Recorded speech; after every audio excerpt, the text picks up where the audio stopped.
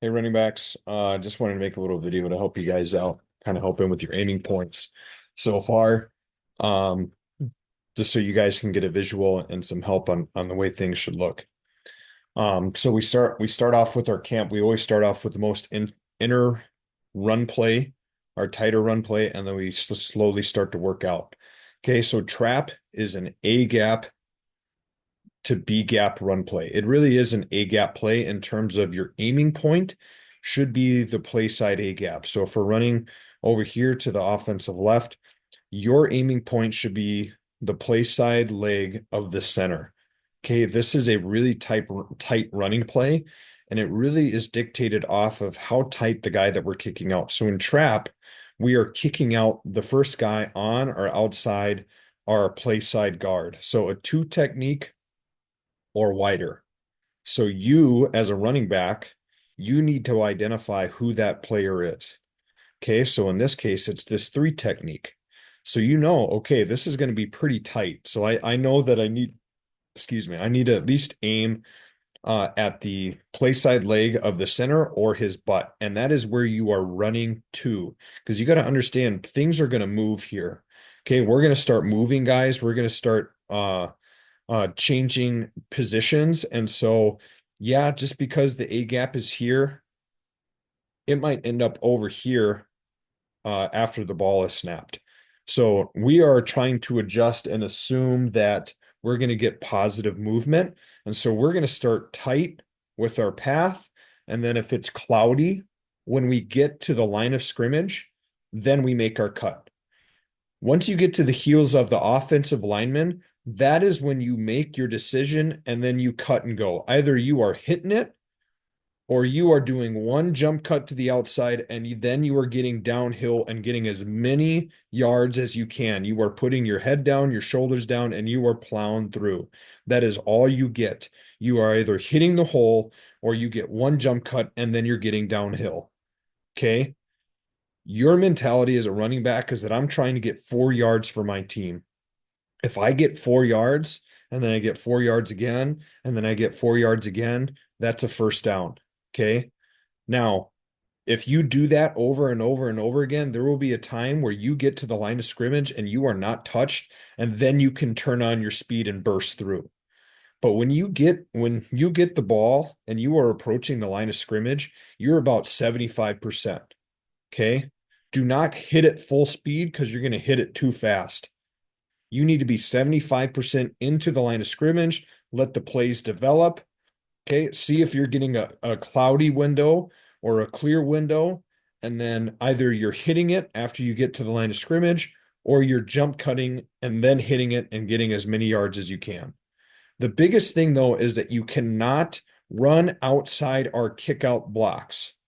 It's very rare when you can run outside the kickout blocks, and you'll know when you can because things are crashing so hard inside. Okay. But if you don't trust the lineman in front of you to do their job and you try to bounce it outside the kickout block, you are going to get creamed. And this is not picking on anybody, but this is exactly an example of doing just that, of getting outside the kickout block. And this is what will happen every time. So we are trying to kick out this three technique right here. The aiming point for the running back should be right there, the butt of the center. Let me do this 1 second. Okay, there's our kick out right there. The the running back should be going right downhill right there. If we go outside the kick out block, that's what's going to happen. You're going to run into the arms of a defensive lineman. Okay. Now, granted, this is not totally our running back's fault. Our kick out guy gets blown up. Okay. Um, but this is just an example. Don't try to run outside the kick out block. The tighter you are, the better to get where you need to go. Okay. Now let me try to find some good examples of trap here. Let me get end zone view.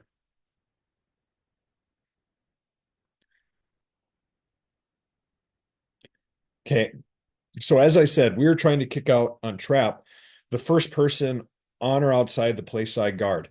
So if you look here, it'd be a two technique or wider. So if we go out from the midline of the guard, okay, that's going to be this five technique all the way out here. So if we start off with your aiming point right there at the play side leg of the center, this guy's way out here in a five technique. So I can maybe widen out my aiming point maybe to the inside leg of the guard here. Okay. And that is where I am running to 75%. And when I get to the line of scrimmage, I'm either hitting it because the hole's there, or I'm jump cutting because it's cloudy to the outside, and then I'm getting downhill and getting what I can get. Okay. So the inside leg of the guard is about a yard and a half outside the hash mark. Okay. Let's see where the running back runs the ball. It's kind of hard to tell because it's zooming out, but right here is that landmark right there. Okay. Sure enough, what does he do? He runs outside the kickout block, and he should have been tackled right there. And he is. That's why we don't run outside the kickout block. The hole is right there. You need to trust the linemen are going to get the kick out for you. He should be running the ball right there, and that's a touchdown. I know it's probably hard to see if you're on your phones, but there's a hole right there that there is nobody there. I hope you can see that hole right there. Look at that hole right there. It is now opening up. Okay. You need to hit inside that kickout block. You have to hit inside the kickout block and hug the double team. Okay. You need to hug this right here. Trust that the kickout's going to happen, and you need to be right inside that. If you bounce outside, you're going to get tackled by a free blocker. You need to be right in there.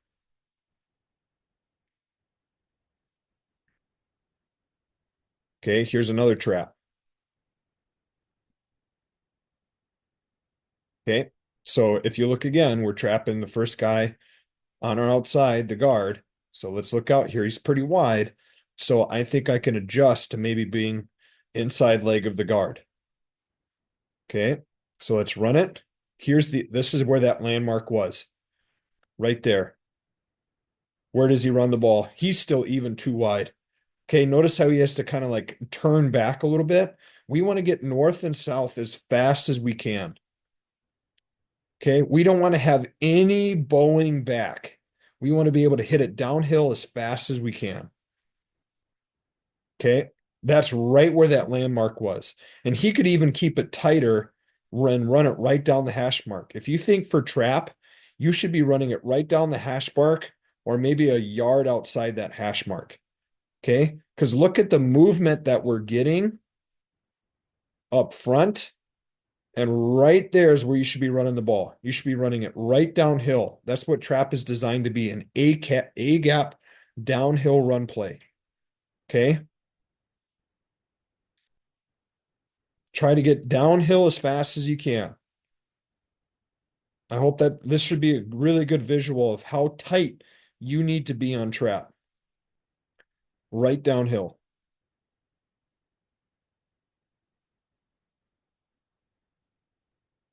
Okay, once again, we're not on a hash mark, but we should be aiming for that play side leg of the center. There's the play side leg of the center. We're even still too wide. Okay. But that's how tight it is, guys. You get downhill immediately when you get that ball.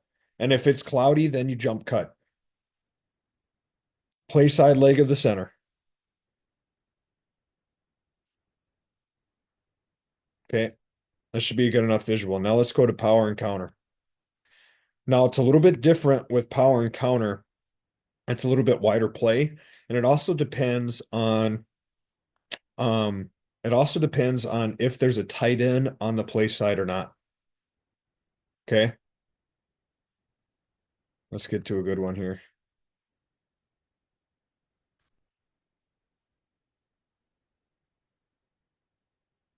Okay, so if there's a tight end on the play side, so we're running counter to the right here.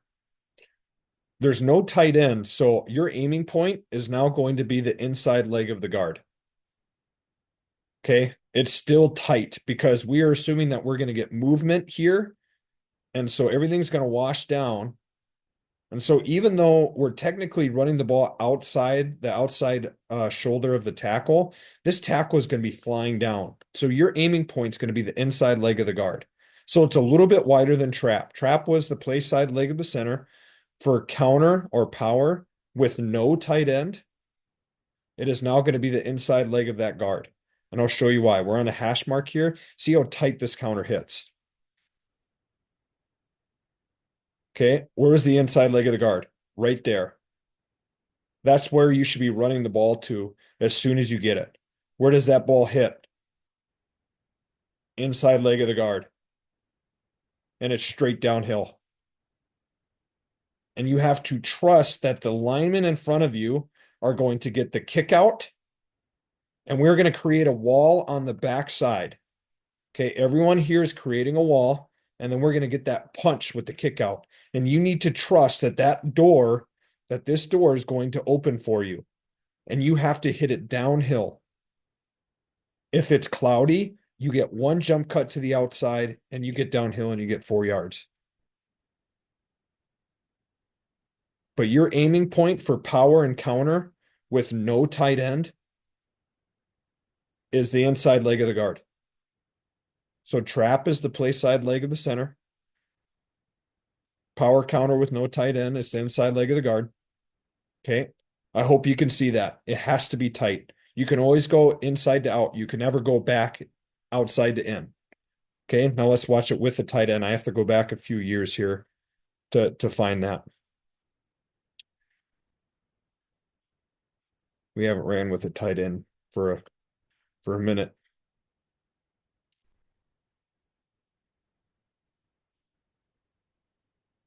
Okay. Let's watch here. It's a little zoomed out. You might have to zoom in with your phone. Okay, we're running power to the offensive right, defensive left here. So now there's a tight end on the play side. Since we've added a guy, you need to widen your path just a little bit. So without a tight end, power and counter was the inside leg of the guard. Now that we've added another guy and we've added a gap, you need to now move over another gap. So now we're going to be aiming for the outside leg of the guard and maybe the inside leg of the tackle, somewhere in that area. Okay. If we're getting good movement on the defense, it's probably going to be the outside leg of the guard. If we're not getting good movement, it's probably going to be the inside leg of the tackle, but somewhere in that space. That is where you are running to 75%. And if it's there, you hit it. If it's cloudy, you jump cut and then you get downhill fast. You don't dance or bounce around in the backfield. So watch. If we look at the outside leg of the guard, right there. Okay. He gets here. It's cloudy because we're not getting good movement. So it should be a jump cut. And then we're getting outside this. Okay. But it is a wider play. It's a wider play with the tight end than it is without. But you need to be running 75% to that aiming point. Once you reach the heels of the offensive lineman, then it's a jump cut and go. Because if you wait to the last second to do your jump cut, if you wait for that last second here, look at the linebackers. The linebackers will suck in. They will see you when you attack the line of scrimmage, the linebackers attack the line of scrimmage. And if you wait for the last second to hit that jump cut, they are not going to be able to flow over the top and get to you. Okay, it's going to be you one-on-one with the safety if you wait for the last second to hit that jump cut. Okay, here's another one here. So your aiming point should be that inside or outside leg of the guard if we're running to a tight end, outside leg of the guard to the inside leg of the tackle. So run the ball right here. Run the ball right there. Okay, he's too early. He needs to suck this linebacker in. Okay, go 75% to your aiming point. 75%. Because we still have a pulling guard coming for that linebacker. Okay. Let that guard get in front of you and then jump cut at the last second. Because if you get there too early, he has enough time to adjust. Do you see that? So you need to get downhill, get to the heels of the offensive lineman to suck this guy in, make him think you're committing.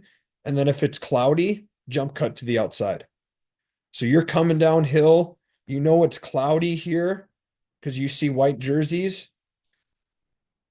Wait for the last second and then come right off that guy's butt.